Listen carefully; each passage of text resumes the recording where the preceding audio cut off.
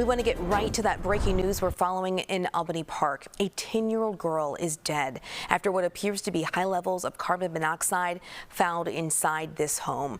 Marissa Perlman live at the scene on Gunnison in Sacramento. Marissa, my heart breaks to hear that a 10-year-old girl has lost her life. What have we learned about the situation?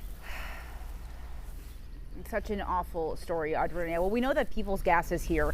Investigators have been, and the landlord have been moving in and out of the apartment here on West Gunnison, as you said.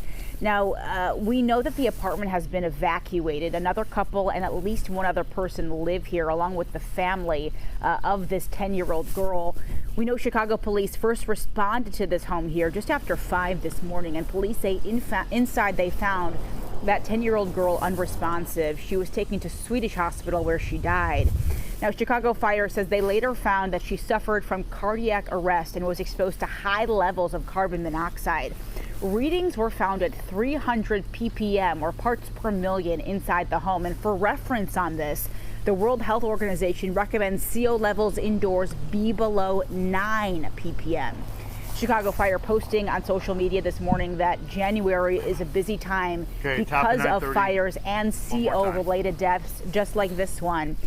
A terrible reminder to make sure you have functioning CO detectors inside your home. The fire department calling carbon monoxide really the secret killer.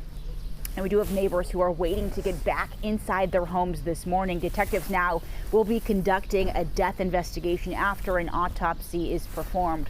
Waiting for formal information from fire and police this morning, but we'll keep you posted as soon as we learn more. For now, we're live in Albany Park. I'm Marissa Perlman, CBS News Chicago.